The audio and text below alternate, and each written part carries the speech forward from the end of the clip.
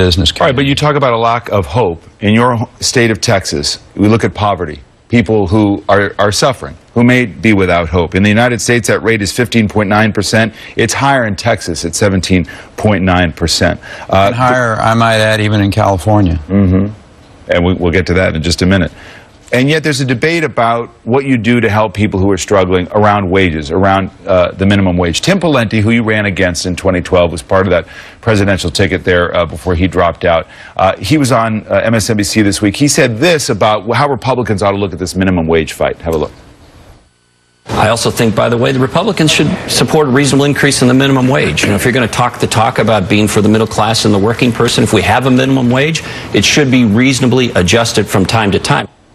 Are the politics shifting in your party on that? Well, we focus on the maximum wage rather than the minimum wage. 95% of all the jobs that were created in my home state were above the minimum wage.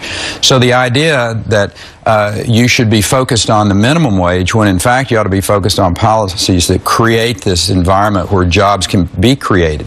You know, this discussion about minimum wage when there are no jobs available. I mean, most of us didn't start in the corner office, David. I mean, you worked your way up, and most people understand that concept. I think it's an easy political line to pitch out to say I'm for raising the minimum wage when we're looking past that in Texas from the standpoint of how do we create the maximum wage available? How do we put more people into the workforce? And almost a third of all jobs created in America in the last decade were created in the state of Texas. And that's where the focus should be. What are the policies that send the message to the job creators that you know that you can risk your capital, have a chance to have a return on investment, hire those people out there? That's the real issue. And I'll suggest to you, one-size-fits-all policies out of Washington, D.C., tamping down that reasonable expectation of being able to create wealth.